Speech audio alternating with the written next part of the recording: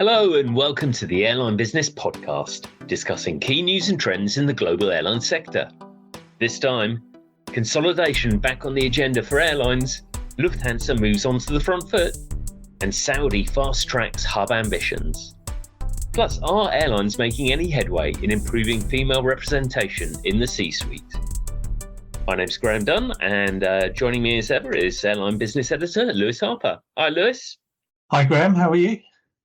Yes, it's been a busy few weeks as we ramp up for the summer to come, at the start of the summer season, and it feels like there's quite a lot happening now in this industry. Yeah, I mean, I was out of action for a couple of weeks, and coming back, certainly a few stories have moved on. You mentioned consolidation, and I think it's an area we knew would be of interest, particularly coming out of COVID. But even though I was off for a couple of weeks, you still get a sense that stories move on pretty slowly. So we've got plenty of things that have been announced in terms of carriers joining forces, but not necessarily solid progress. And that is not new. That historically, obviously, the airline industry, for reasons of national interest, the fact that cross-border arrangements, things like this, make it very difficult for consolidation to happen. But yeah, and that hasn't changed. And I think while there are bits and pieces happening, obviously there's a way to go with a lot of them, I think it's fair to say. Yeah, absolutely. And what's interesting actually is that quite a few of the consolidation stories we've seen a bit of movement on in recent weeks are things that have been in the pipeline, for some time. I mean, in fact, a potential tie-up which seems to be back on the cards, which is between Spanish regional Air Nostrum and Irish, this kind of a wet lease operator these days, CityJet. And that was agreed in 2018 or first agreed in 2018. And that had appeared to, not very much had happened with that as far as we could know. And then suddenly that merger, they've managed to get European approval for again, suggesting that something's happening on that again. With Air Europa and IAG, which has been this on-off potential deal, which is back on now, it seems. Yeah, so we know that some IAG's first attempt to acquire Air Europa met with some regulatory challenges with the EU. There's a new deal in place now, and obviously the IAG and Air Europa believe that Air Europa's owners believe they can get this one over the line. So it'll be one to watch closely. Clearly, a big issue with this type of acquisition. Now, IAG already a big presence in the Spanish market with Iberia and Vueling particularly. Is competition concerned? So Air Europa, a significant presence in Madrid, and I think IAG clearly would like a stronger foothold there. So, it's something to watch, but there is some belief that this time they can get it over the line. But, we have heard that before, I think, with other deals. Yeah, and, another one which has been, there is still progress on, which is, and this illustrates the kind of international nature of the business, because it's a domestic tie-up in theory between Korean Air and Asiana, which is kind of a product of consolidation coming through the pandemic. But that acquisition requires all manner of international approvals because of all the different international markets. There are two long-haul operators that it touches on. So, there's an agreement's been reached now with the UK authorities, and that could potentially pave the way for slots being freed up for Virgin start routes on the, operating on that London Seoul route. But there remain, there's still, one or two more bits of the approvals required on that. So trying to make any merger happen or acquisition happen is a long path. And IAG Chief Executive Luis Gallego, when he was talking about, he said, the sort of greater certainty in terms, I think, about talking a little bit about the market and what the deal could bring in terms of that merger. But he acknowledges, that it's another 18 months probably before things will work its way through. So, that's a way off. And then we've seen, notably in Colombia, where Viva has been looking to tie up with Avianca as part of Avianca's wider consolidation moves there through the Abra Group. And Viva has been forced to suspend operations, and it cited the delays in securing the regulatory approval for that, which illustrates, how challenging it can be to get those mergers and the impact if you don't get them.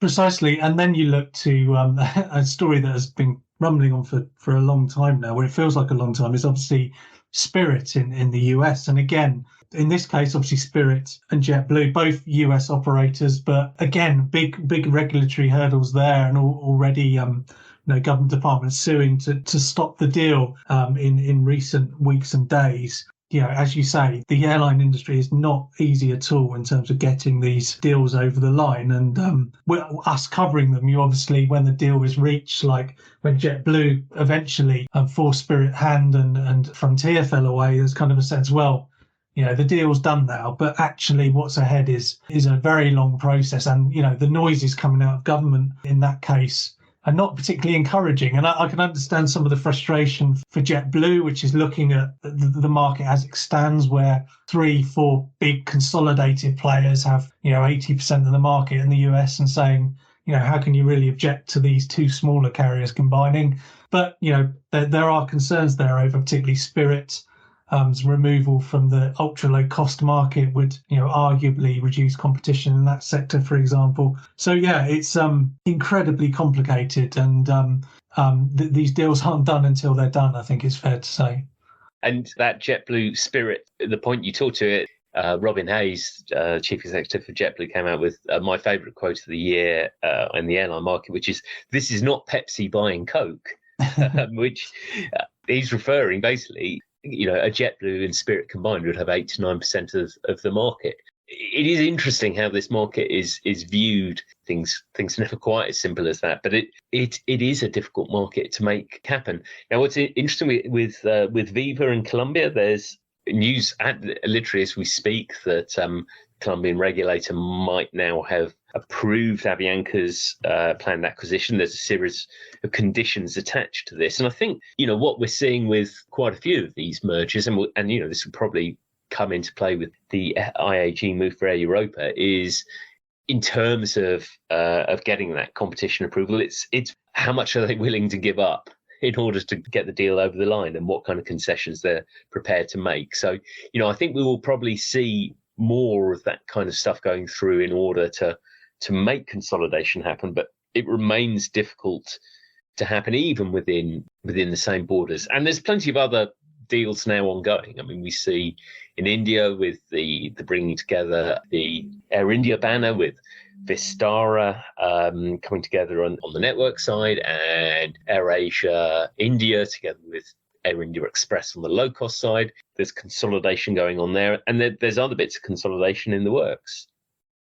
There is plenty, yeah. And just on your point about the concessions you have to give, I'm not even sure Virgin Atlantic wants to fly to Seoul, but I guess the almost madness in these types of situations is you'll get groups that are built up and have absorbed multiple carriers, and then, like we're seeing, a small carrier will try to do it with another small carrier, and they're forced into concessions that at times can seem slightly outsized, but versus maybe what else is going on competitively in the market. So it's a really interesting one to watch. And of course, in Europe, again, talking about other things that are happening, TAP is very much in the spotlight. I think it's fair to say now that all the big airline groups have made comments suggesting that if that became available, then they'd be really interested. And a topic that you've for a long time been very close to, of course, is Italy and the situation at ITA. Yeah, absolutely. This has been a fascinating one. I've followed ITA's predecessor for many years, and the various airlines that have attempted to make Alitalia work, Air France, KLM amongst them, Etihad. There have been various airlines have attempted that before. Air France, KLM, or a consortium in which Air France, KLM and Delta were involved, not as from an equity perspective, but as partners of the group, had initially were in talks with the government. That broke down. The kind of talks then kind of revived, and Lufthansa has emerged and in January entered exclusive talks with ITA. And for the recent issue of Airline Business, we interviewed Carsten Spohr. And so the timing on that was very interesting for several reasons, one of them being obviously ITA. And it was really interesting to get his perspective on why the interest in ITA. I mean, Italy it's not an easy market historically for airlines to make a success of as overseas investors. But Italy is a prime market for Lufthansa. Its second most important market outside the US and its home markets. And in fact, it has, Lufthansa has a track record there. It has a regional carrier, Northern Italian regional carrier, Dolomiti. It operates there. And it also briefly operated a subsidiary out of Milan, Lufthansa Italia, for a couple of years. So, it has shown interest. It's always shown an interest in there. But it's interesting looking at, so the Lufthansa chief executive, Carsten Spohr, was talking about the importance of Italy and a southern hub to its existing multi-hub system. And, Lufthansa has, 5 major hubs in Frankfurt and Munich with Lufthansa, and then Zurich with Swiss, and Vienna for Austria, and Brussels Airlines for Brussels to Brussels Airlines, oddly enough. But these are all quite sort of Northern Europe or Northern European facing, very good for transatlantic and Asia. But for Southern Hemisphere states, it's a bit sort of harder if you want to serve, South America in particular. You would be flying, if they want to have Italian travellers, for example, would have to fly over Rome to go into the one of the existing hubs and then backtrack. There's a lot of sense for Lufthansa having a Southern European base. Italy, obviously, Rome and ITA seems the prime example at the moment. But obviously, other options exist. Spohr was happy to point out that he would take a look at TAP as he thought others would do as well. But I think it's also quite interesting. It is a long time since Lufthansa and in fact many of the other airlines in Europe. There was a big consolidation spree about 10, 15 years or so ago. But since then, IAG, I guess, has brought in Vueling and Aer Lingus during that period. But much of the development has actually been in starting or developing their own brands within it. We've seen Lufthansa developing Eurowings and the Discover business, IAG developing Level, Air France KLM, I guess, developing the Transavia brands or building those out a little bit. But it's quite interesting to see this kind of almost another run to expand through acquisition, which is always, never straightforward. It is additional management work. But, you could definitely, with Air Europa, with TAP, with ITA, you can see 3 carriers, all of which could end up in in one of those groupings. Yeah, if you listen to Michael O'Leary at any point over the past few years, he's very fond of saying that Europe is heading towards a situation where it has 5 big airline groups, so in similar vein to the US. But like you say, the activity hasn't ramped up for a little while, and we are beginning to see progress in that direction, I guess, with some of those kind of secondary carriers like in the TAP or ITA involved in talks or certain just speculation about consolidation. And I think in that space as well, I think it'd be interesting to see what happens on the low cost side in Europe, because you mentioned then the focus there has been in recent years on the big network groups also building up their low cost presence. But, we saw speculation about a whiz bid for EasyJet about a year ago, I think it was now. There are suggestions that EasyJet might be of interest to some of these big groups as a way of kind of really establishing that low cost presence. So there are things that can happen, and if Michael O'Leary were right, there are things that will happen in the coming years that will give that European industry a bit more of a kind of US style look to it. Michael O'Leary, of course, you go back to Ryanair's move to take over Aer Lingus, which appeared quite really just to be stirring and quite a cheeky bid on Ryanair's part on the one hand. But they made this offer, and that was a point that O'Leary and Ryanair would make, had made at the time, was that they were blocked. Ryanair and Aer Lingus was blocked, whereas a tie between Olympic Air and Aegean came together. Aegean doing pretty well these days. So it is interesting. Everything is about perspectives in terms, the way regulators view markets, and you could view it just in terms of one country, or you could view it in terms of wider power, I guess. So, consolidation is definitely one story to watch. One of the other big stories which has happened in recent weeks, or in the past week or so, really has been in Saudi. And this isn't a surprise, Saudi's made no secret of its ambitions to develop a aviation hub, but we are seeing much more evidence of what that might look like now. We are, and it's, as you say, we knew last year that Saudi Arabia made some big play of the idea that it was going to do this, or certainly gave a broad outline of what it was hoping to do. I think obviously it's part of a much wider effort to diversify the economy in the country, and as part of that, obviously, with one eye on the success that Dubai and Qatar have had with their hub carriers as well. I think the idea is to massively expand the airline market in the country. On the one hand, with using existing assets like Saudi Air, which is largely based in Jeddah, but also the creation now of a new national airline in the shape of Riyadh Air, and that's despite reports of the country appears to be led by former Etihad chief Tony Douglas.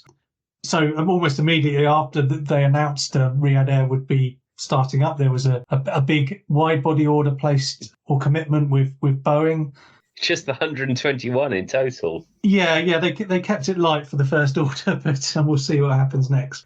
So yeah, you can't doubt the ambition. Now, we know that, and I just mentioned Etihad, and obviously they brought in a leader there who's very much got first-hand experience of the aftermath of kind of what could be argued to be the failure of the attempt to create a big hub carrier in the Middle East.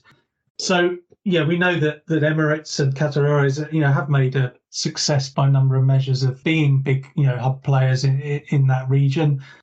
Does it need another one? Well, we'll find out, I guess, because that is a lot of wide-body aircraft that are incoming for Saudi Arabia's airlines, and there'll be a big network we needed to make use of them. So it's something to watch. It's interesting because it's not a standing start, but certainly it's a wholesale change for that market if they're going to make it work.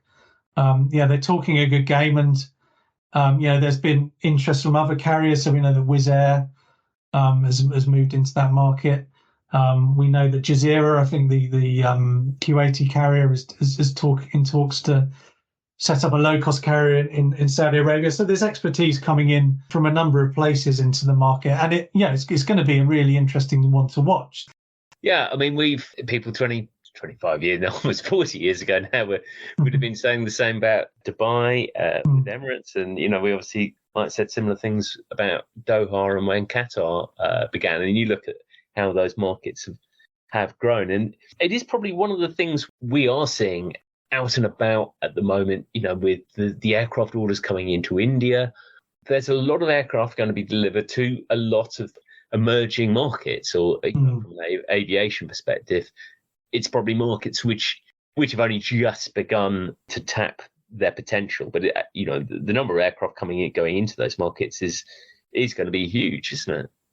It is, yeah. And like you say, the potential is there. So, these are markets that are relatively underserved. When you look at flights per capita, they're, India, Saudi Arabia, whatever, are quite low compared with more developed markets. So there is in both of those cases, there's a decent sized, with India potentially the biggest population in the world. So, of local people to pay to travel on these aircraft, and that's undeniable. And however uncomfortable some of these things may look in the context of sustainability and these huge growth markets, obviously you will need to have one eye on that topic as they bring in these aircraft, and the industry tackles how it addresses its footprint while it's growing. But you're right, there are markets to watch, and it's undeniable that on paper there's potential to grow there.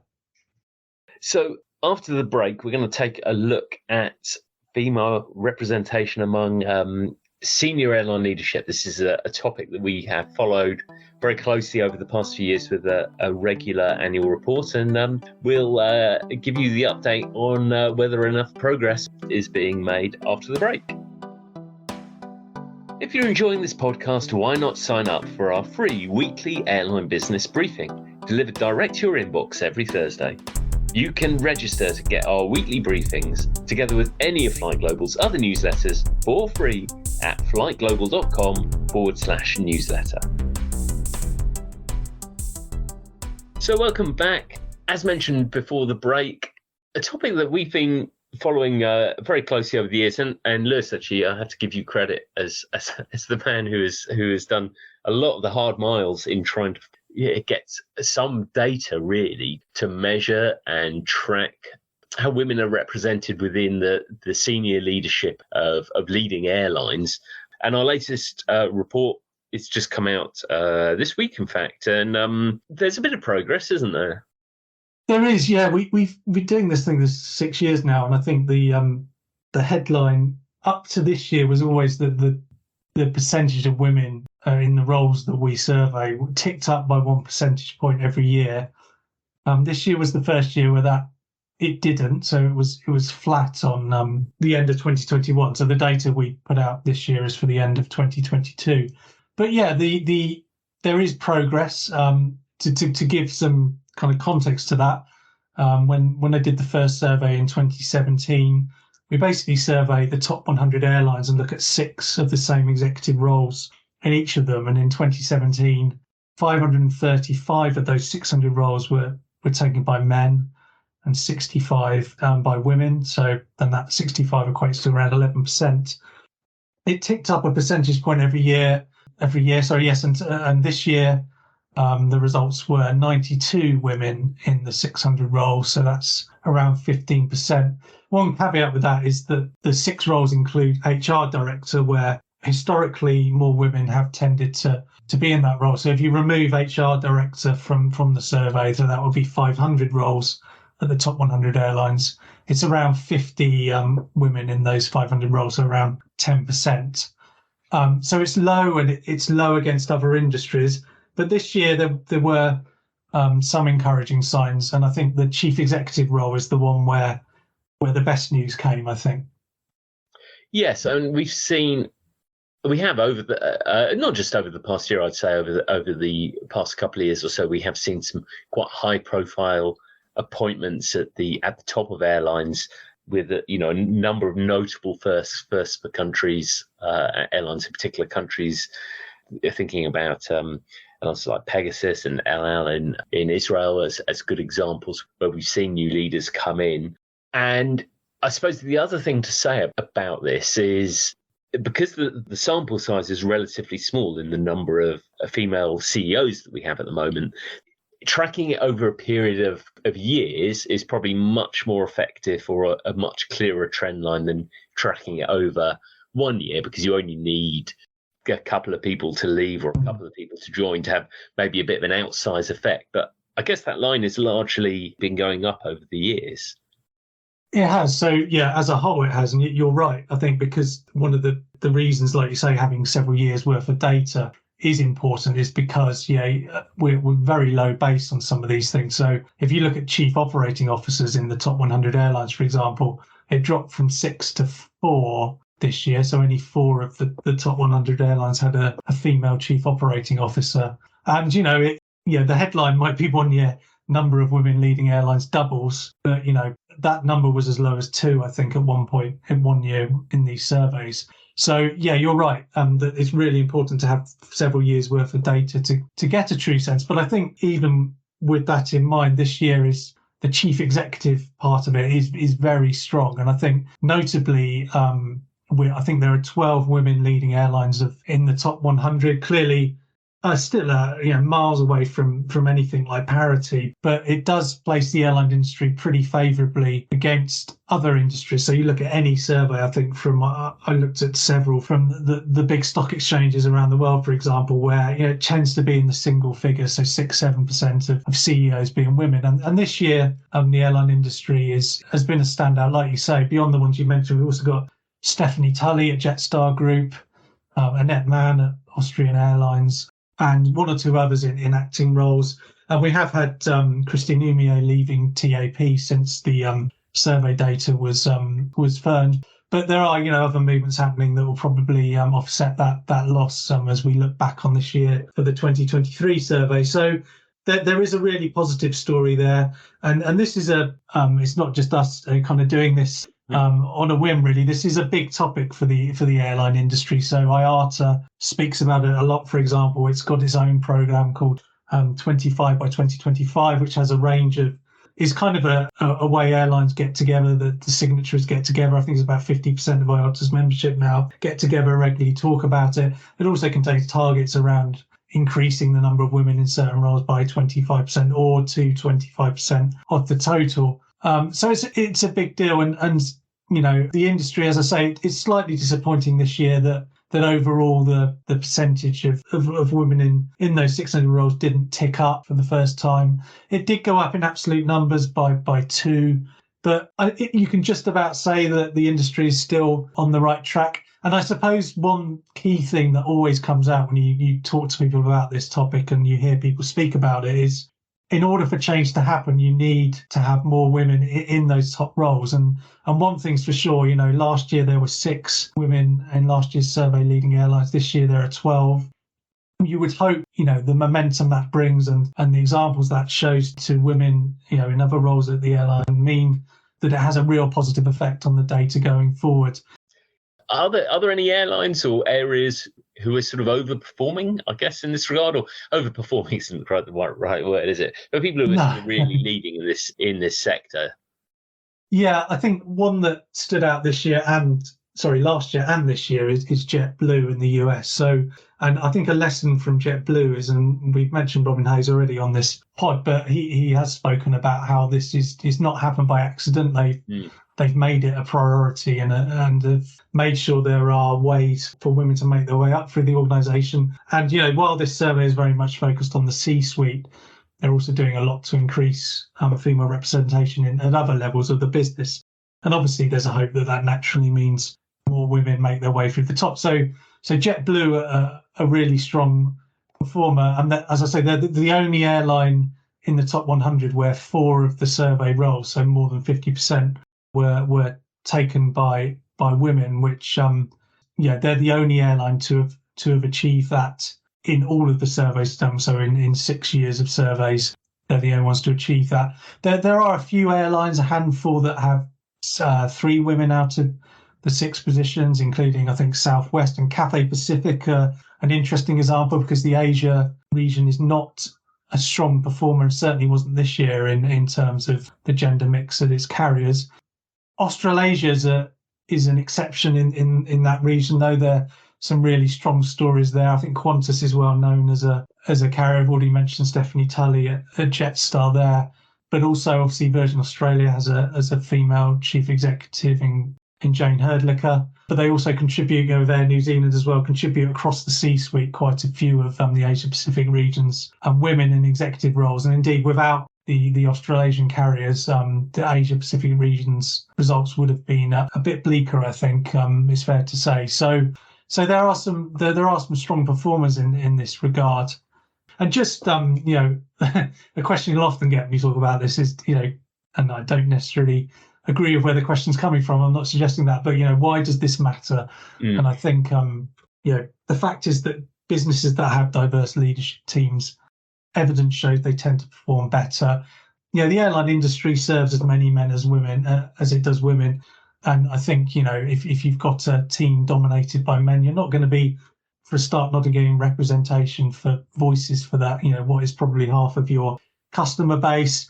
But also, in the way businesses are run, the diversity of voices just helps so much. And as I say, evidence suggests it makes for a better business. But also, IATA talked about this over their Global Media Day. There's also a recognition among the next generation of travellers that they value giving money to businesses that actually think about diversity and have showed strong progress on it. So it's not just about the internal, operations of the business. It is becoming a theme that a potential passenger might look more favourably on a business if they know that they've got really strong female representation, at the top level. So it is a topic that will continue to be important, and it's certainly not just an arbitrary thing. I think the airline industry has long recognised it needed to do more, and it is starting to. I think that's still the headline. There's a long way to go, but more and more airlines are signing up for IATA's initiative, and the growing roll call of women at the top of airlines is I think a really positive thing, and something that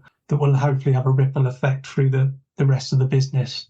Yeah, I can't recommend enough taking a look through the article. We'll provide the link in the podcast notes, which is obviously available on flightglobal.com. But it is fascinating seeing that progress, especially looking at it over a period of time, which, when we started the survey 6 years ago, these were arbitrary figures. They were just a kind of a starting point. But now there's a kind of wealth of evidence. You can start to see trends emerging. The charts and graphs you've lovingly created probably tell the story far more easily than though I'd be impressed by how you've put it together in words.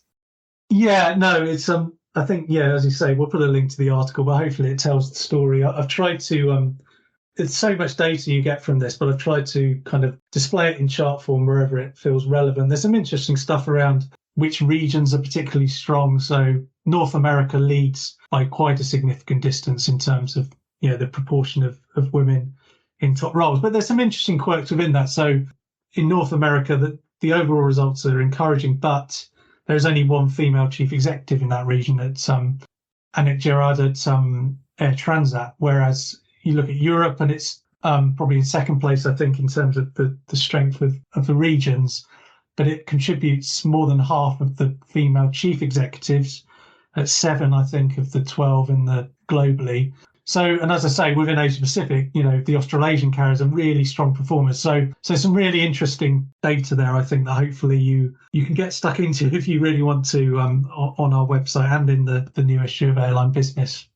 Excellent. Okay, I think we'll leave it there. Lewis, thank you for your time. Cheers, Graham. As we mentioned, you can find links to not just the C-Suite diversity article, but all the other articles that we've referenced in the podcast notes and on flightglobal.com. And of course, you can keep up to date with all our news and coverage, including news from the upcoming Airlines for Europe event, which will be in Brussels. If you've enjoyed the podcast, please leave a review. Don't forget to subscribe to the podcast, and we'll see you again next time.